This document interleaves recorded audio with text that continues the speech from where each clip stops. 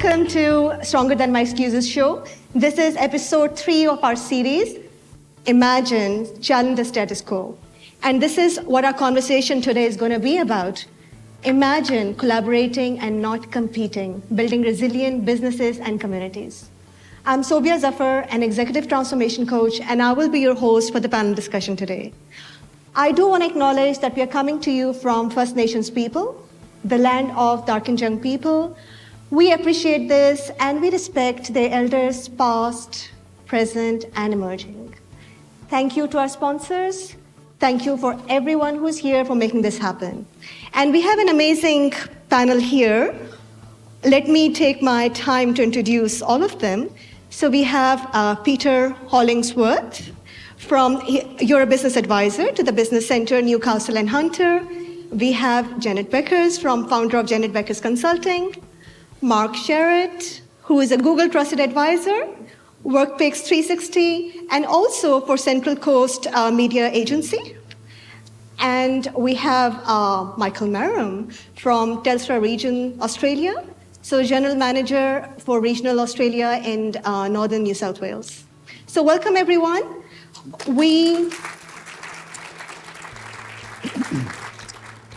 We do have an amazing panel, and I'm really excited about the topic and the dialogue that we're going to have.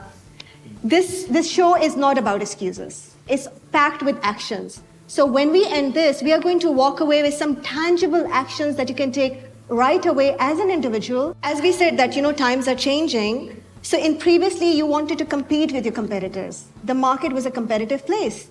But now there's more talk about collaboration, about coming together, about building together. So why do you think that businesses who are in the same industry or similar industry actually want to collaborate and work together and build something amazing for the customers and the communities? So Janet, I'll go to you first on this one. Yeah, sure. I absolutely love this topic. This is what I live and breathe with my business and with my clients. So there's an imagination that you can use with all of this. And the big issues that I'm seeing, especially now, you were talking about post-pandemic, is when it comes to when would you collaborate? Why would you want to do it? At the moment now, it's getting harder and harder to be able to break through the white noise, to be able to get the attention of potential clients. And collaboration is a fantastic way for you to be able to do that at a much lower cost and in a much more creative way. So you've got about client acquisition. You also have the other thing that's a great way to be able to use collaboration is if you really want to simplify your business. Yeah. So these are the needs where you don't want things to be complicated. You want to be in your zone of genius. So collaboration now especially is a fantastic way for you to be able to go, right, I don't have to provide everything to my clients, but I don't have to just get rid of them. I can keep them close if I creatively collaborate. And then the other one, which I'm sure we've got some, people, great experts here, is about even with competitors, when you're thinking we really are competitors, it's confusing, especially when it comes saying lobbying politically or trying to get new services. So much more powerful to bring all those competitors together. So, I think that's a brilliant point. And just building on that, Mark, how have you seen businesses collaborating that's really working? It's interesting. In fact, Central Coast Digital Media, the new business that I've recently formed, is in fact designed around the idea of collaboration. Right. It was actually a collaborative project between myself and my business partner, Phil Mantha, on this. And really, it has a lot to do with the fact that we wanted to continue to say yes more often. It's quite simple, really, isn't it, right? Yeah. Because how often do you find yourself in a situation where you've been presented an opportunity where somebody calls on you or you get someone doesn't really understand what you do, but they refer someone to you, and it's not exactly what you do, but it's close, and you still want to say yes. Well, if you've got collaborative arrangements in place, chances are you can say yes confidently and produce a wonderful product for that client. So that's really where, to me, the idea of collaboration has come about. I've always been a strong collaborator. It's always been something that's been very important to me. But during the pandemic, it was that moment in time when I realized we had to shift. We had to do new things that we weren't necessarily doing, new streams of income. Right. And that's a way of being able to do that. So collaboration is just simply, it's actually something we're already always doing anyway. I think that's a great point. We are getting to doing business consciously. So, Peter, how do you see that playing out in the bigger industry in the regional area? Good question. Just to pick up on something Mark touched on there and going forward, I was once asked by a learner, a student of mine in a class I was running. I was talking about competitive advantage and strategic competitive advantage, and we've got to compete and everything. And he said, why? Why do we have to compete? Why don't we just collaborate? Right. And this is some years ago, and it stunned me, and I wasn't really sure of the answer. I said, I'll get back to you. So I thought along about it, and I did some reading, and I formulated an opinion that when your sole focus is about competing, it's very inward looking. You're looking at getting your market share, you're looking at increasing your profitability, whatever your KPIs are. When you collaborate, it's about putting the customer first and satisfying the customer's needs and wants. And if you can do that better in collaboration with someone else who is also serving your customers with similar products and services, if the customer wins at the end of the day, that's your only reason for being in business, is to satisfy your customers. So, but the paradigm has changed now. That way of thinking has gone out, and resources are scarce. Who's got time? Who's got capital? Who's got staff? So collaboration makes sense, doesn't it? Share, pool those resources, become more efficient, transfer knowledge, transfer technology, transfer innovation. Yeah. So Peter, what do you think, just wrapping it up, like how can we promote this culture where we are promoting collaboration instead of competition? Yeah, look, I think, all of the points really resonate, I think, with me and certainly a lot of members of the audience. But I think I'd just touch on competition. And, for years and years, we've had this mindset of market share, competition, how do I get that extra point? And the focus has really been on your competitors and as opposed to your customer. So I think with the global economy, the onset of digitization, you're competing against companies with a lot of capital. And to do the job well domestically and also expand your reach internationally, you need to have a really strong focus on what your core competencies are and how do you leverage other industry partners that can then support what you're doing. And to give a really good example, we have an underlying network called the IoT network, which is machine to machine.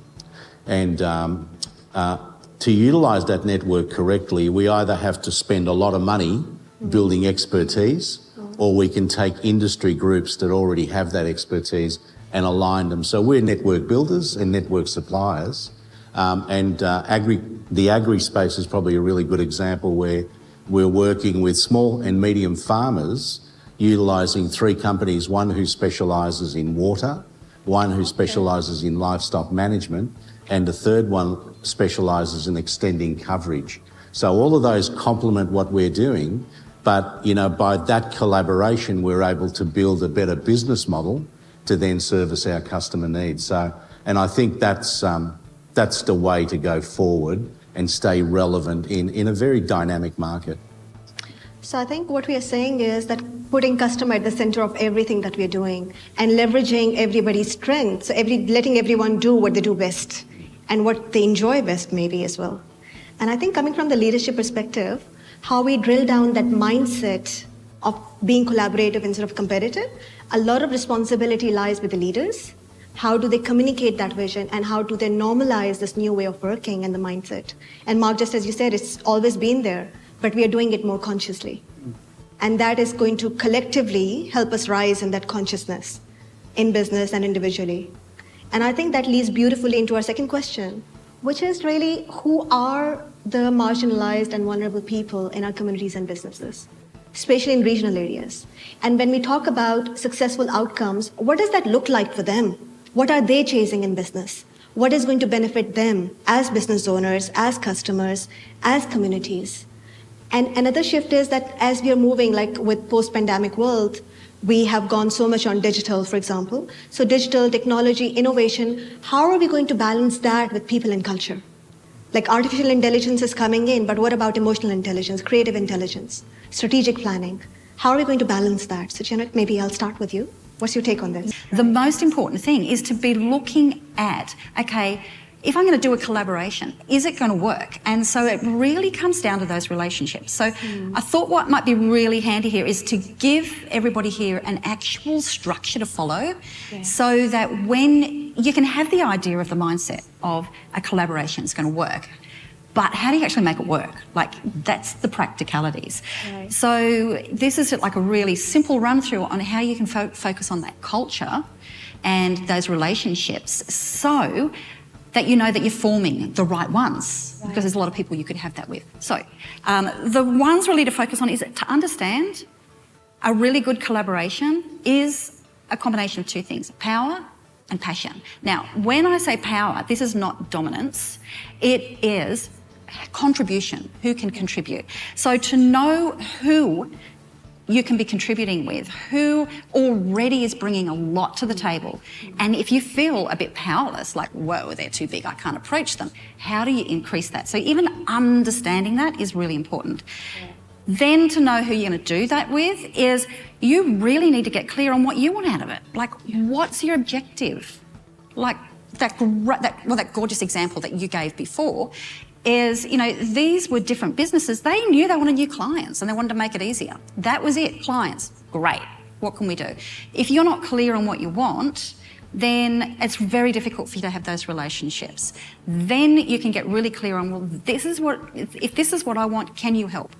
What can we do? And are our values aligned? Yeah. So I think building on that, Michael, we come to you because connectivity is your forte. So it's all about connecting with the right people at the right time for the right outcome. So what are your thoughts on that? Yeah, look, I think that I agree. I think the secret is actually not sort of focusing on the technology. The secret is looking at what you want to achieve and what problems are you looking to solve for your customers. And I think that if you adopt that mindset, then you're in a better position to look at a digital strategy. So if you're talking about, you know, my world and our world, it's having a really strong digital strategy that then enables you to move away from that domestic, internally focused business, but start to expand your mindset and then look at what partners align with that vision, what partners align with what you want to achieve for your business and your customers, and then being able to use that and leverage their expertise to provide a better result. And as you said, someone in Sydney is not actually competing with you in the Central Coast, but you can complement each other and you can work together to achieve growth for both those businesses. So I think that, you know, that's the key, having a really strong digital strategy and clear pathway of where you want your business to go, how you service your customers, and then also looking at what other businesses can you work with and leverage their expertise to turbocharge what you're doing. Yeah, thanks. And Mark, building on that, because you capture the essence and soul of business and workplaces, right? So how do you identify those vulnerable communities and capture everything like a 360-degree perspective? Yeah. It's interesting because with what I do, I'm fortunate enough to actually go on premises. That's my job, is to be there, right? Right. And to try to help these businesses be found by anyone else who wants to see it before they get there. That's the essence of it. Yeah. But I also know that I can't do that without the assistance of a lot of other people. And there's some of the people that are in this room, in fact, that I've worked with. Right. And you know who you are. Where we've partnered and we've collaborated. And this is where the difference between partnership and collaboration, this is one of those things people don't often understand, that it's a nuanced difference. The collaboration is when you actually are working together with the common goal and coming up with solutions ahead of the customer's questions, concerns, or problems. That's real collaboration. Partnership might be where you basically have a partnership agreement and it's kind of like it stays there. But if you really want to take it to the next level, you need to, like in my case, it's working with web developers, digital agencies, other digital agencies. Those are a key group of people for me to work with. Without them, the product that I produce doesn't actually get seen by the audience the client needs it to be seen by. So that's where the teamwork effect comes in. That's where the collaboration is. Okay, thanks. So Peter, because you support all small businesses, so what are your thoughts on this? Yeah, interesting. There's a couple of really good points I really want to pick up on. Janet, in particular, made one. But my take on collaboration, let's go back a step. And I'd say the key to unlocking successful collaboration is to actually have a look internally at your own business. Before we go out there and try and develop our new ecosystems and do all that sort of stuff, every action that we do internally should support the fact that we're better together. Yes. So you can't have finance fighting against production. You can't have management fighting against staff. You can't have marketing fighting against R&D, for example. Everyone needs to be on the same page, working in the same direction. Collective intelligence drives creative solutions. Reliability, trust. That trust comes from the little incidental things, the chat around the coffee table, the water cooler conversation. It doesn't have to be a formally introduced thing. It's great when management actually do what they say they're going to do. When you lead by example, walk the walk, talk the talk. And obviously empowering people to do their job and rewarding them when they do it. And that doesn't have to be a monetary reward. It can be just an acknowledgement, a public acknowledgement, whatever. Creating those cross-disciplinary, multitasking teams within your own group to achieve common purposes. If you're embracing that sort of thing internally, I think taking a lot of those things, particularly the trust, the honesty, the reliability, into your relationships and looking for people that share those same values and collaborating with them, that's got to be just a gorgeous thing. That was a great discussion. So just summarizing, I think it's important to understand your why as an individual business and then as a community and then for the customer. All starts from there. And then having a structure in place which fosters that collaboration and creates those opportunities for engagement. So I think great discussion on that. And just building on, like we have spoken about now, competition, collaboration, but practically, how can we really enable that? What are the actions that you might have seen, that you might have taken in your business? Like if you can share some real life example, as you've already shared, for example. So real life example that you have done or you have seen, and also because we are small businesses here, but there are bigger industry groups and there are industry bodies and there are executive people. So how everyone can come together and play their part in creating that structure, that culture, those processes where collaboration is possible realistically. So yeah, look, I think it's an interesting question, and if I look at the Telstra example, in 2014 we started an incubator model. Okay. So not start-up businesses, but slightly more mature start-up businesses, and out of that program we've had something like 200 odd companies go through that. 80 which we're still working actively with. Okay. And I gave some examples before of 3 that are in one particular section. So I think that capacity for fostering growth and fostering expertise that then ultimately, may support your business, or it might actually just provide a different business avenue for a company. And look, through that program, I think our latest investment's around 7.5 million. And as I said, we've got something like 80 odd businesses that are currently actively involved in that program. And it's all designed to complement and recognise that there are companies that are doing things that we just couldn't do in-house with the structure we've got. So we focus on what we see as our core and what we're very good at, and then allow the growth path for those other companies to complement that. So building on that, what is one action that listeners or small businesses here can take? Oh, look, I think if you're a small or medium enterprise, or it's fine to talk about big corporations, Yeah, but of course. I think it's getting to know who's in the room. Okay. Join your chambers, understand, how do you sort of find partnerships with people that you have associations with in your geographical area, and also through your business channels in other states, other countries, that can then have like ideas, and you can share those ideas and start that collaboration process. That is that provides enormous avenues for your business and for your growth. Thanks. I think that's a great piece of advice. So Janet, what have you seen? Like, what have you done in your business, and what is one action that you can share that people in the room can take? Yeah, sure. Well, probably a good example is kind of almost the other end of the spectrum is what do you do like when you're brand new to an industry? You don't have like an email mailing list, nobody knows you, you don't have some cred. is you don't complicate things. But if you cover these 5 points when you're reaching out to somebody, and you need to do the research so you can answer these questions. Number one, you've got to say why I'm doing it, because I mentioned before about power and passion. People, no matter how successful they are, they got there because they're passionate. Show them you are too.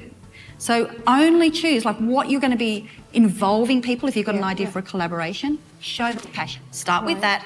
The next question is actually an outline. What's the idea?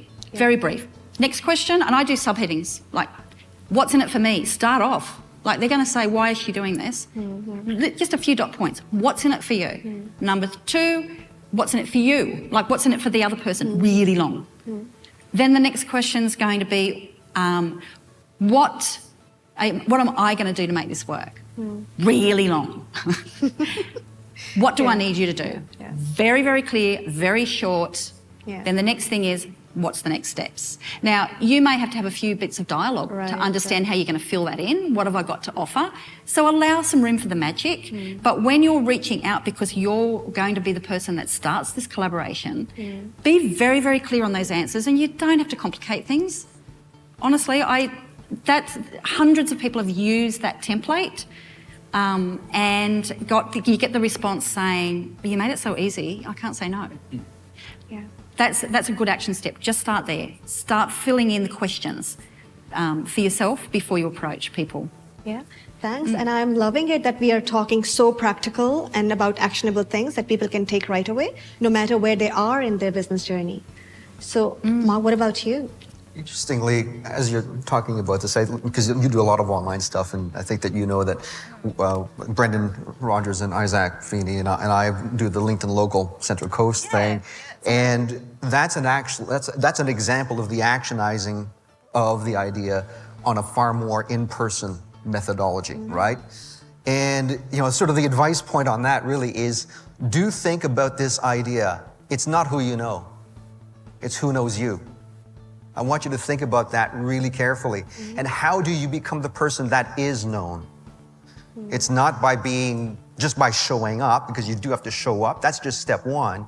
It's listening to others. We just had our last LinkedIn Local this week, and the topic that Johanna spoke about was listening and becoming a good listener. Really show up and do these things, and then that will give you, if you're familiar with, who here is familiar with the term BHAG? Have you ever heard that before? Big, hairy, audacious goal, right? Okay, so we all should have one of those. My big goal, my BHAG is to have a virtual tour for every premises across the whole of the Central Coast. That's the thing.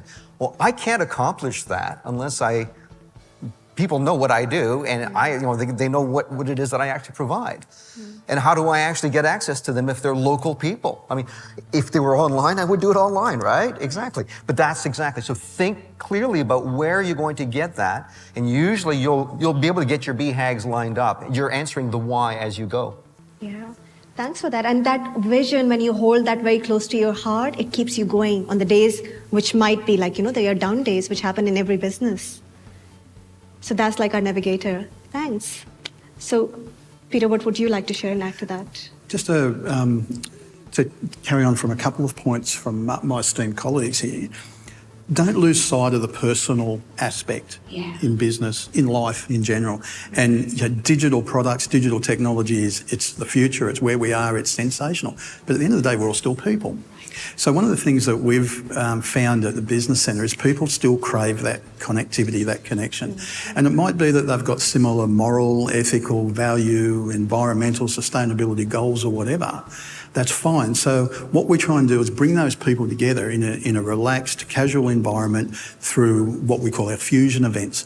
And at a fusion event, we'll have a topic of some interest. It could be about ethics in business, or it could be about the circular economy, or it could be, about cyber security. Anything where we can grab an expert presenter with a group of like-minded people and just facilitate an opportunity for networking and socialisation. And just like business chambers do, just like any number of other facilities do, but this is increasingly important. And the feedback that we get from our attendees at those events, they love the opportunity to network, to collaborate and to develop opportunities. Further to that, we do a lot of online training.